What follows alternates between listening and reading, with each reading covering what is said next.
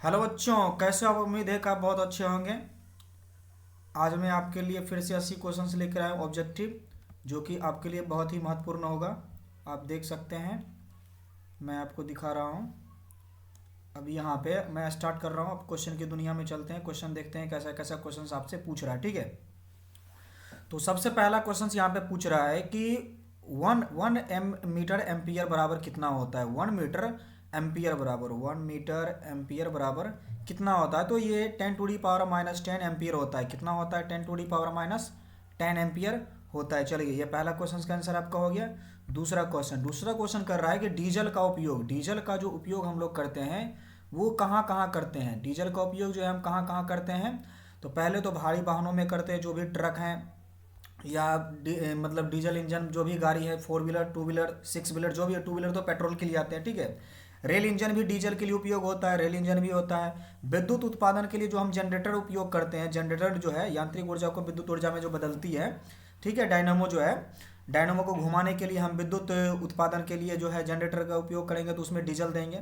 तो ये सारी चीज़ों में डीजल का उपयोग किया जाता है। किसका किया जाता है? इन सारी चीज़ों में डीजल का उपयोग किया जाता है। ठीक है, चलिए अगला क्वेश्चन कह रहा है कि सौर सेल और सौर ऊर्जा को रूपांतरित करते हैं। सौर सेल जो है वो सौर ऊर्जा को रूपांतरित करते हैं। तो किस ऊर्जा को रूपांतरित करते हैं? तो आपको पता होगा कि विद्युत ऊर्जा में रूपांतरित करता है। किस ऊर्जा में करता है? देखिए, सौर सेल सौर ऊर्जा को निरूपित करता है। यानी कि देखिए, ये मान लिए सौर पैनल हो गया, ये बिंदु बिंदु यहाँ पे रहता है।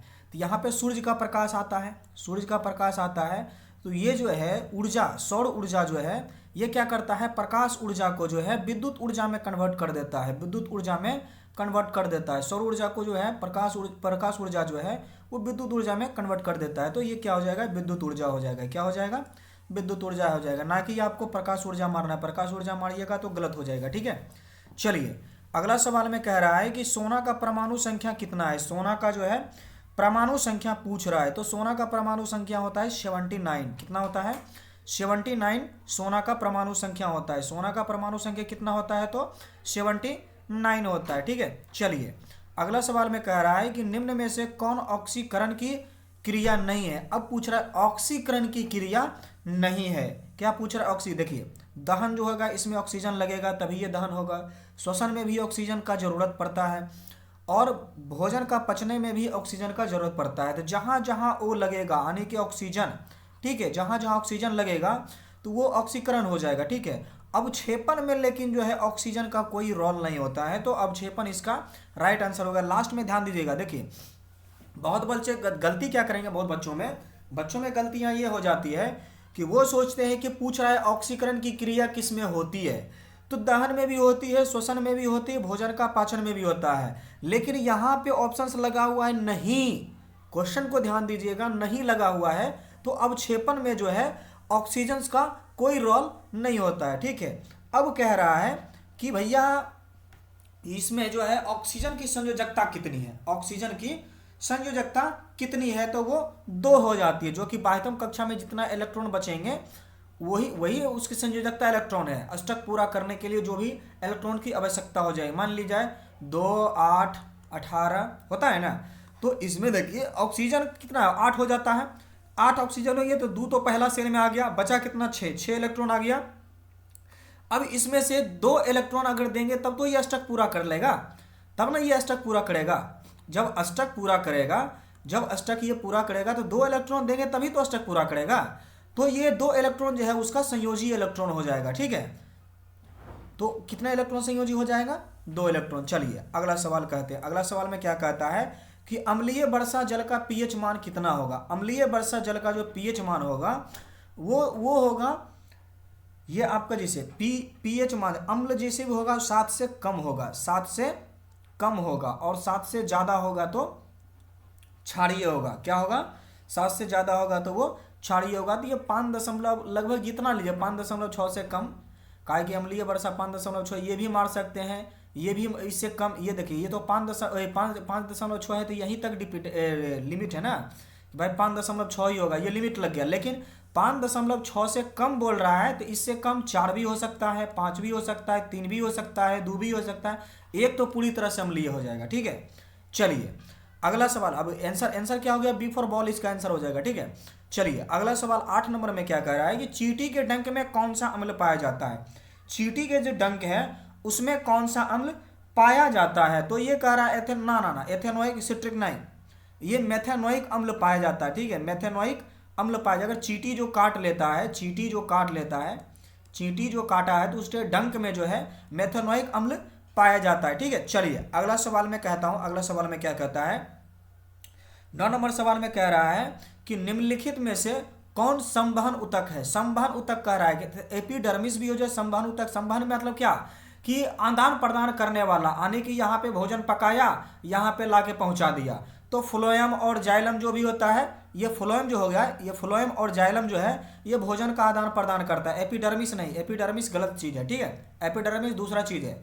ये फ्लोएम और जाइलम जो है ये क्या करता है, भोजन को आदान प्रदान। फ्लोएम जो है भोजन को ले जाता है, जाइलम जल को ले जाता है, या हमें लगता है उल्टा हो गया है, वो उल्टा हो जाता होगा, ठीक है। तो इसका ये दोनों का कार्य होता है संवहन करना, ठीक है। आदान प्रदान जो भी करेगा वो संवहन कार्य करेगा, ठीक है।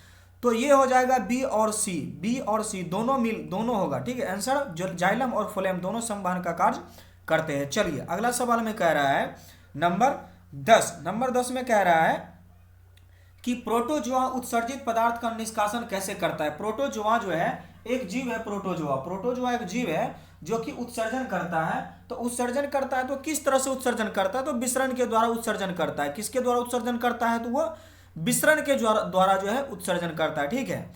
हम लोग कोई भी खाद्य पदार्थ खाते हैं तो अपशिष्ट पदार्थ को विसरित करते हैं ना, उसको उत्सर्जित करते हैं, उसको बाहर निकालते हैं ना। तो कैसे बाहर निकालते हैं, तो उसी प्रकार से जो है ये प्रोटोजोआ जो है उत्सर्जन, यानी कि जो अपशिष्ट पदार्थ प्रोटोजोआ का है वो बाहर निकालते हैं। किसके द्वारा, तो विसरण के द्वारा बाहर निकालते हैं। अब कह रहा है कि मनुष्य के शरीर की सबसे बड़ी ग्रंथि कौन सा है। अब पूछ रहा है कि मनुष्य की जो है सबसे बड़ी ग्रंथि, मनुष्य की जो सबसे बड़ी ग्रंथि है वो यकृत है, इसी में पित्रस, ठीक है, यही है यकृत जो है बहुत शरीर का जो है मनुष्य के शरीर का सबसे बड़ी अंग माना जाता है यकृत, ठीक है।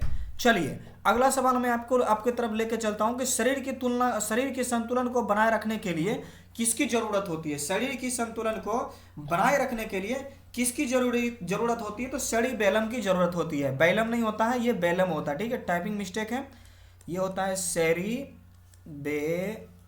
ठीक है।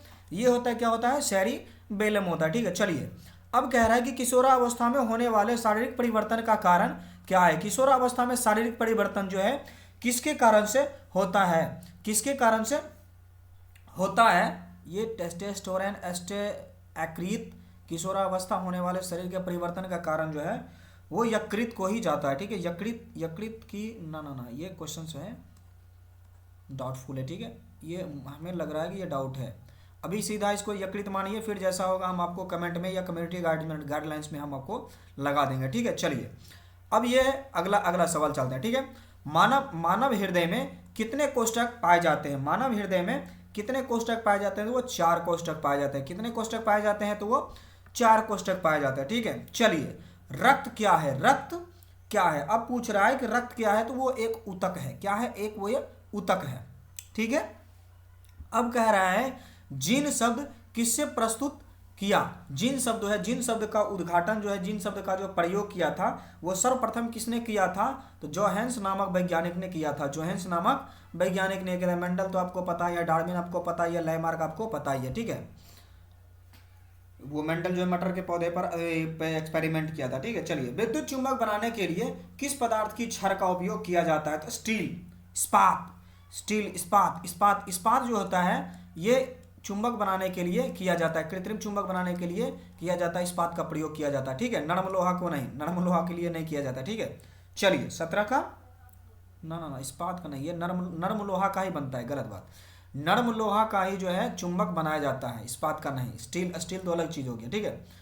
ये नरम लोहा का ही बनाया जाता है चुंबक। चलिए अगला सवाल में कह रहा है कि जब किसी चालक तार विद्युत धारा प्रवाहित होती है तब गतिशील कण क्या होते हैं। जब किसी चालक के तार में विद्युत धारा जो है प्रवाहित होती है तब गतिशील कण गतिशील कण क्या है, तो उसके गतिशील कण जो है इलेक्ट्रॉन होते हैं। गतिशील कण जो क्या होते हैं वो इलेक्ट्रॉन होते हैं। इलेक्ट्रॉन ही जो गति करते हैं, इलेक्ट्रॉन जो कण छोटे छोटे कण में रहते हैं जो कि इधर से इधर पास होने के लिए रहते हैं, तो जो उस कंटिन्यूटी जो बनाए रखते हैं उसी को विद्युत धारा कहते हैं। ठीक है, चलिए अगला सवाल कह रहा है कि ओम का नियम क्या है। ओम का नियम जो है, ओम का नियम क्या है? ओम का नियम V बराबर I इंटू आर होता है। ठीक है, V बराबर I इंटू आर ओम का नियम होता है।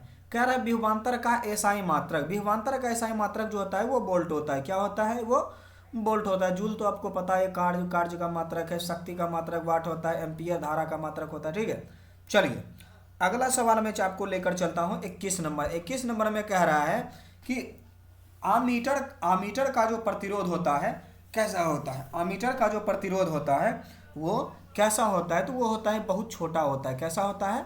बहुत छोटा होता है। ठीक है, चलिए अब कह रहा है कि विद्युत बल्ब का फिलामेंट जो है निम्न में से किस धातु का बना होता है?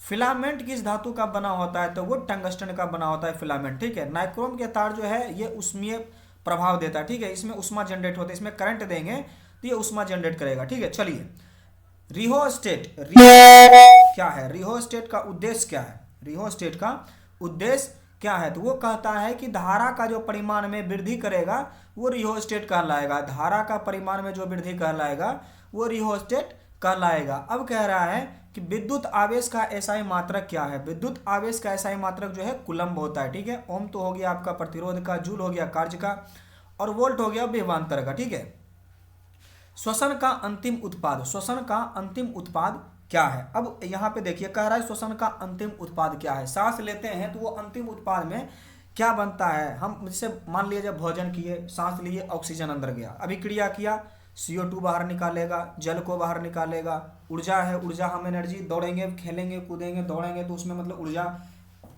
वेस्ट होगा, ऊर्जा खत्म होगा, तो ऊर्जा भी तो बाहर किसी ना किसी माध्यम से ऊर्जा जो है वो बाहर निकल रहा है। तो अंतोगत्वा जो है आप ये देख सकते हैं कि ऊर्जा बाहर निकलता है। ठीक है, तो CO2 और H2O और ऊर्जा जो है अंतिम उत्पाद हैं श्वसन के। ठीक है, चलिए अगला सवाल कह रहा है 26 नंबर। 26 नंबर में कह रहा है दांत की सबसे ऊपरी परत जो है क्या कहलाता है? इनामेल कहलाता है। सबसे कठोर चीज दांत का जो सबसे कठोर भाग भी होता है इनामेल। ठीक है, चलिए अगला सवाल में कह रहा है कि मानव आहार नाल का सबसे लंबा, मानव आहार नाल का सबसे लंबा जो है छोटी आंत होती है। सबसे लंबी कौन सी होती है?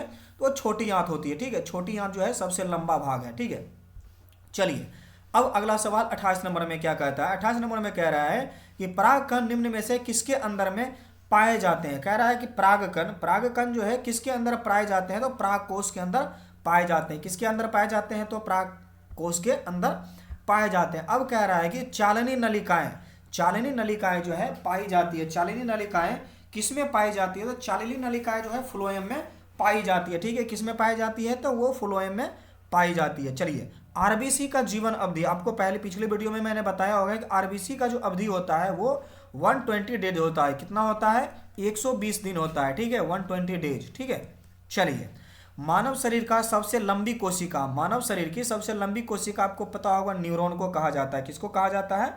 वो न्यूरॉन को कहा जाता है। ठीक है, चलिए अगला सवाल मैं आपको लेकर के चलता हूं। अंडाणु का निषेचित होता है, अंडाणु जो है वो निषेचन कहाँ पे होता है? अंडाणु का निषेचन जो है वो फैलोपियन ट्यूब में होता है। फैलोपियन ट्यूब, ये योनि में नहीं, गर्भाशय में नहीं, अंडाशय में नहीं, फैलोपियन नलिका, इसी को फैलोपियन ट्यूब कहते हैं। ठीक है, चलिए इसी में निषेचन की क्रिया होती है। ठीक है, अगला सवाल कह रहा है निम्नांकित में से कौन सा पादप हार्मोन नहीं है? अब देखिए यहाँ पे कह रहा है पादप हार्मोन जो है वो नहीं है। तो पादप हार्मोन ऑक्सीटॉक्सिन जो है वो पादप हार्मोन नहीं होता है। ठीक है, ऑक्सीटॉक्सिन जो है वो पादप हार्मोन के काम में नहीं आते हैं। ठीक है, चलिए अगला सवाल कह रहा है कि फूल में नर प्रजनन का प्रजनन अंग कौन सा है? नर प्रजनन जो है फूल में नर प्रजनन का जो अंग है वो कौन सा है? तो वो हो जाएगा पुंकेश्वर। पुंकेश्वर जो है वो है नर प्रजनन अंग है फूल में। फूल में जो है नर प्रजनन अंग जो है वो फूल में कहलाते हैं। ठीक है, चलिए अगला सवाल जो है 35 नंबर सवाल में पूछ रहा है कि निम्न में से किसमें द्विविखंडन नहीं होता है? किसमें जो है द्विविखंडन नहीं होता है? अब यहाँ पे ध्यान देना है कि किसमें द्विविखंडन नहीं होता है। तो ईस्ट में जो है द्विविखंडन नहीं होता है, बाकी सभी में होता है। अमीबा में होता है, पैरामीशियम में होता है, यूग्लिना में होता है, लेकिन ईस्ट में जो है द्विविखंडन नहीं होता है। ठीक है, अब चलिए कह रहा है कि पारिस्थितिक तंत्र में ऊर्जा का स्रोत क्या है। पारिस्थितिक तंत्र में ऊर्जा का स्रोत जो है वो हमारा सूर्य का प्रकाश है। सबसे ज्यादा सूर्य का प्रकाश जितना, जब तक सूर्य जिंदा रहेंगे तब तक हमारे पारिस्थितिक तंत्र में ऊर्जा जो है बनी रहेगी। ठीक है, चलिए अगली बात है कि निम्नलिखित में से किससे अनुवांशिकी का पिता कहा जाता है। अब देखिए यहाँ पे कह रहा है कि अनुवांशिकी का पिता किसे कहा जाता है, तो वो ग्रेगर जॉन मेंडल को कहा जाता है अनुवांशिकी का पिता, क्योंकि ये जो है मटर के पौधे पर एक्सपेरिमेंट किया था कि एक छोटी सी मटर के पौधे से कितना बड़ा पौधा बनता है, कैसे फूल बनता है, फूल में कैसे फिर फल बनता है। ठीक है, ये चीजें जो है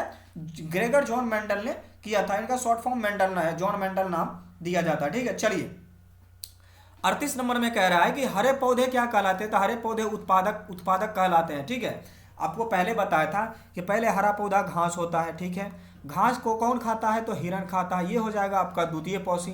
तृतीय पौषी हो जाएगा बाघ, क्योंकि बाघ को खाता, बाघ हिरण को बाघ खा जा मतलब सॉरी हिरण को जो है बाघ खाता है।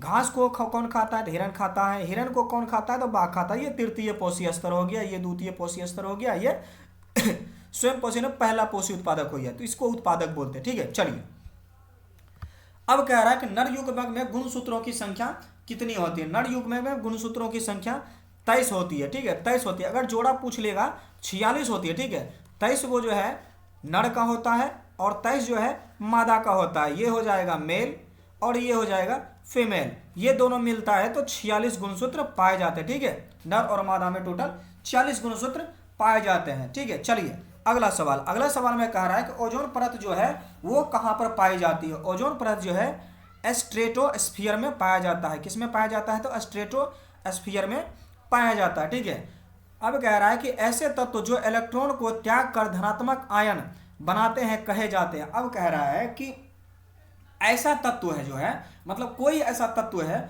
जो इलेक्ट्रॉन को त्याग करता है और धनात्मक आयन बना लेता है, यानी वो त्याग तो करता है लेकिन वो धनात्मक आयन को बना लेता है, तो वो कहलाएगा धातु। वो क्या कहलाएगा, वो कहलाएगा धातु।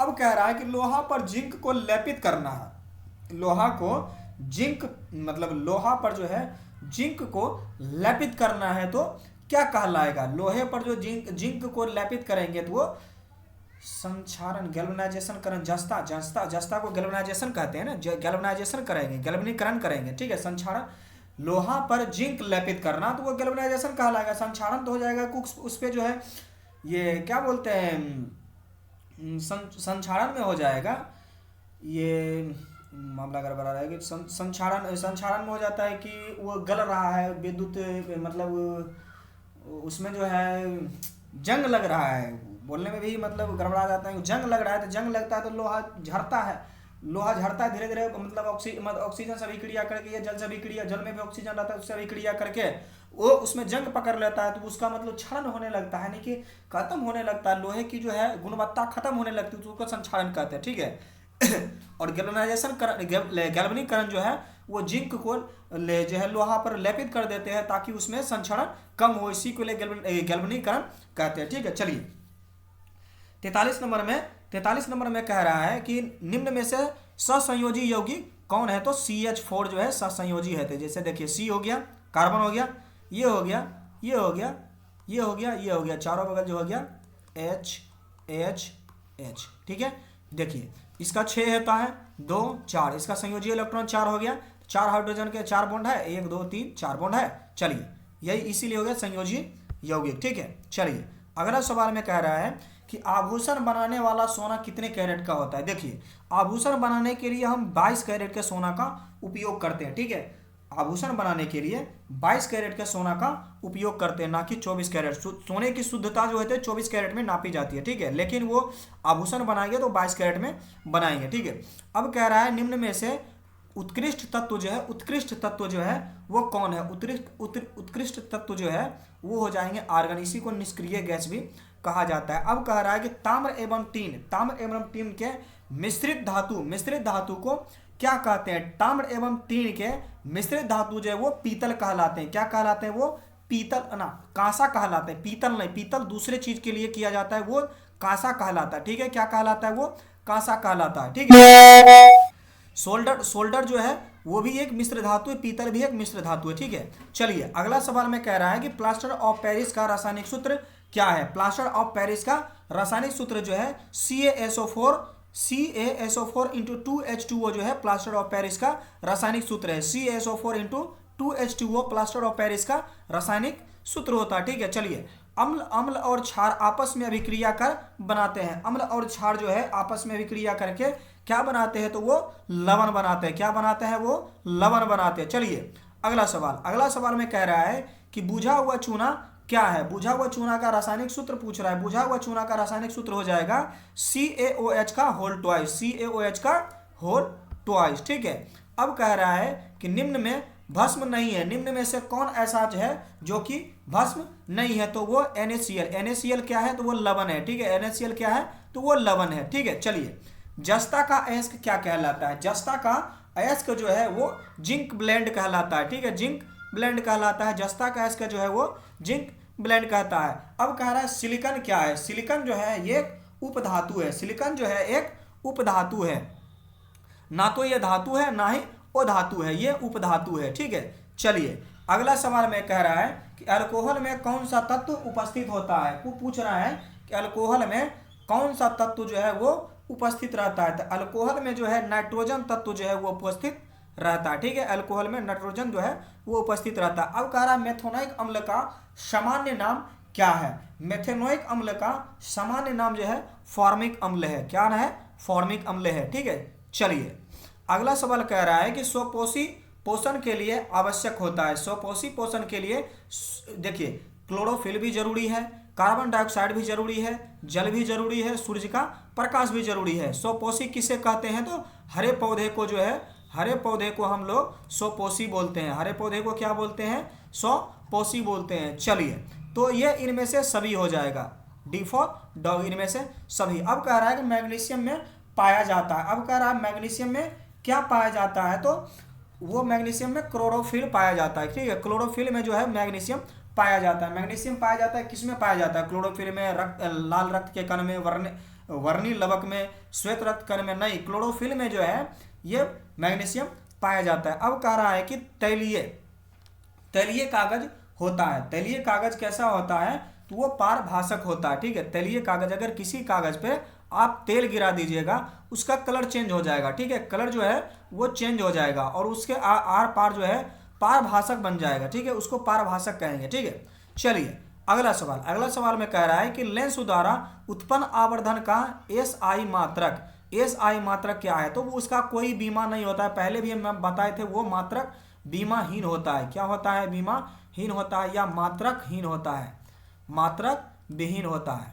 ठीक है, मात्रक विहीन होता है। चलिए अब कह रहा है कि प्रकाश की चाल विभिन्न माध्यमों में भिन्न भिन्न होगी। ठीक है, विभिन्न माध्यमों में भिन्न भिन्न होगी। अगर अलग अलग माध्यम होंगे तो उस प्रकाश की चाल जो है वो अलग अलग होंगे। ठीक है, चलिए अगला सवाल में कह रहा है कि वायु में प्रकाश की चाल, वायु में जो है प्रकाश की चाल निर्वात की अपेक्षा होती है। वायु में जो है प्रकाश की चाल निर्वात की अपेक्षा वायु और निर्वात में दोनों में समान होती है। ठीक है, चलिए अगला सवाल, लेंस। अब कह रहा है कि लेंस में मुख्य फोकस की संख्या कितनी होती है। लेंस में जो है मुख्य फोकस की संख्या 2 होती है। ठीक है, मुख्य फोकस की संख्या 2 होती है।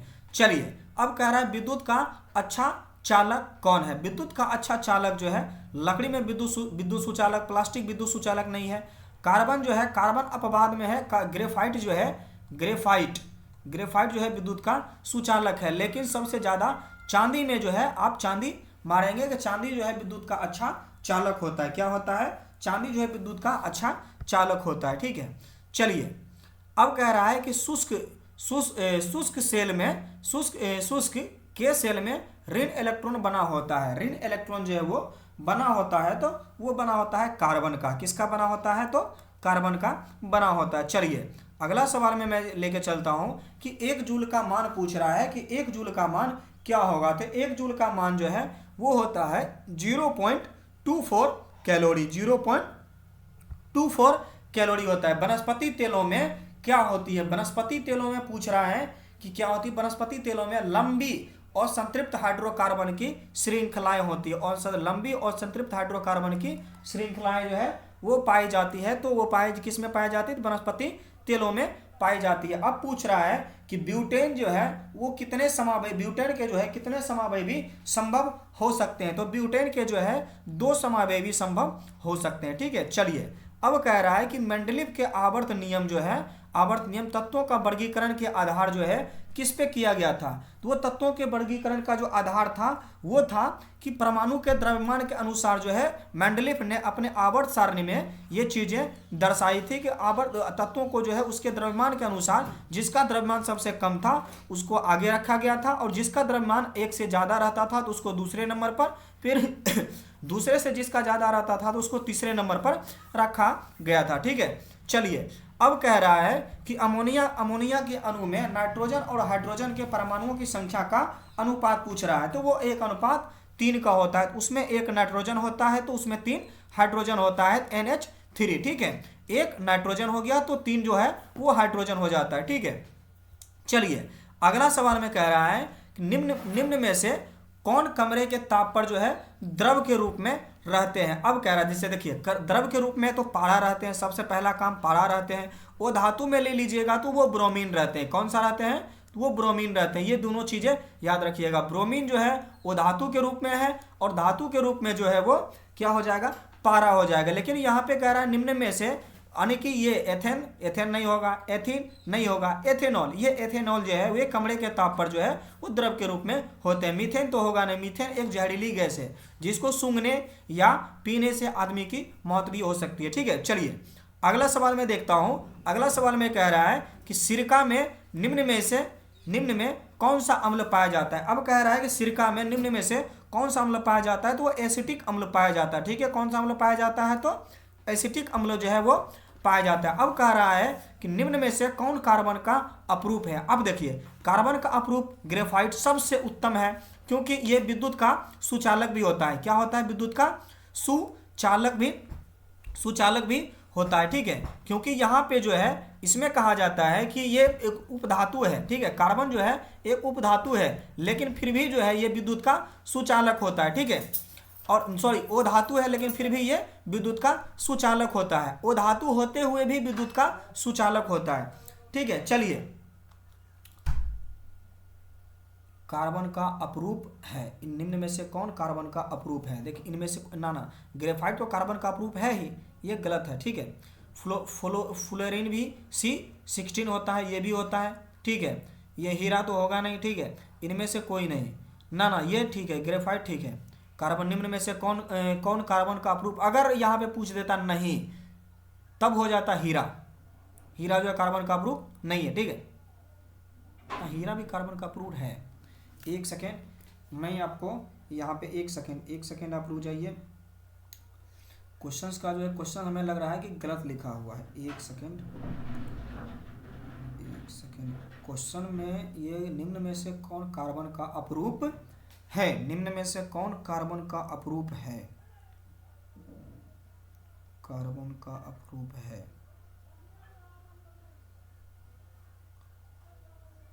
हाँ, हीरा भी हो जाएगा, ग्रेफाइट भी हो जाएगा, फ्लोरीन भी हो जाएगा, कार्बन भी हो जाएगा। ठीक है, ये सब है, ये सभी जो यहाँ पे क्वेश्चंस गलत लिखा हुआ है। क्वेश्चन जो है यहाँ पे अगर मान लिया जाए ये सभी जो है कार्बन है। ठीक है, कार्बन का अपरूप है। यहाँ पे अपरूप नहीं है अगर रहेगा, ठीक है, अगर नहीं है रहेगा तब हो जाएगा इनमें से कोई नहीं, आंसर यही होएगा। हम क्वेश्चंस यहाँ पे गलत लिखे हैं। ठीक है, यहाँ पे निम्न में से कौन कार्बन का अपरूप नहीं है, ये तो सभी ग्रेफाइट भी है, हीरा भी है, फ्लोरीन भी है। ठीक है, हम आपको बताए थे।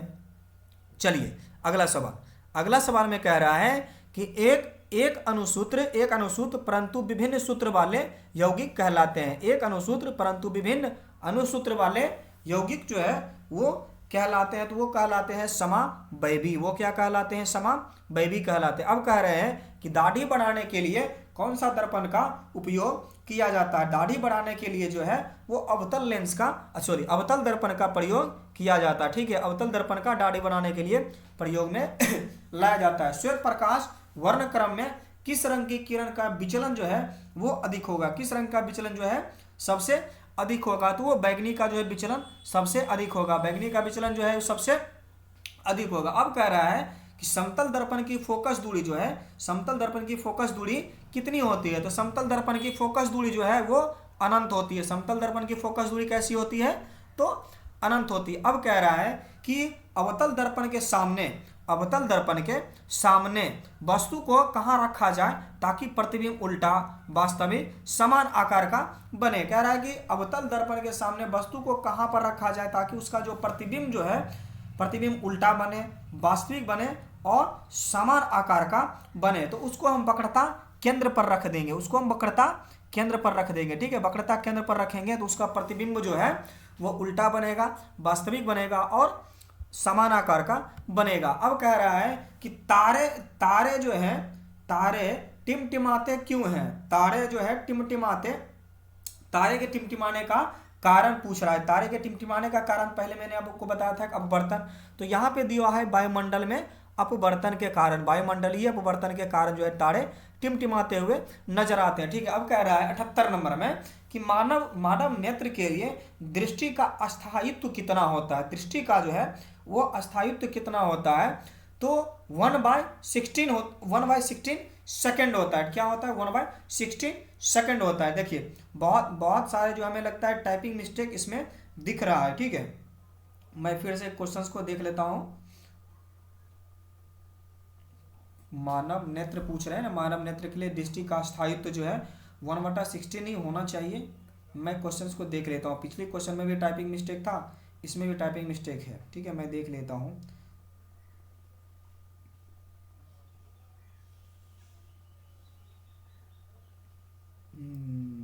देख लेते हैं दृष्टि के लिए।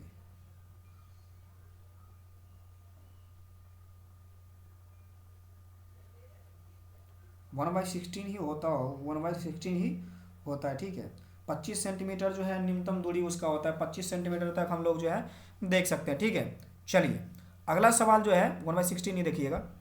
अगला सवाल जो कह रहा है कि उत्तल दर्पण से बना काल्पनिक प्रतिबिंब जो है, उत्तल दर्पण के जो बना काल्पनिक प्रतिबिंब जो होगा वो सीधा और हासित होगा। कैसा होगा? सीधा और हासित होगा। अवतल लेंस का आवर्धन जो है म्यू, यहाँ पे म्यू होता है। ठीक है, यहाँ पे म्यू होता है। म्यू बराबर कितना होगा? आवर्धन क्षमता नहीं, म्यू बराबर कितना होगा? तो ये हो जाएगा आपका यू, भी बटा यू हो जाएगा, भी बटा यू। यू बटा भी नहीं, ये गलत हो जाएगा, भी बटा यू आपको डालना है। चलिए बहुत बहुत धन्यवाद। इसी तरह से आप वीडियो को देखते रहिए, समझते रहिए। ठीक है, किसी भी प्रकार की अगर समस्या हो तो आप हमें कमेंट करके बताइए, हम उस पर आपको वीडियो फिर से बना के आपको दे देंगे। थैंक यू वेरी मच, बहुत बहुत धन्यवाद।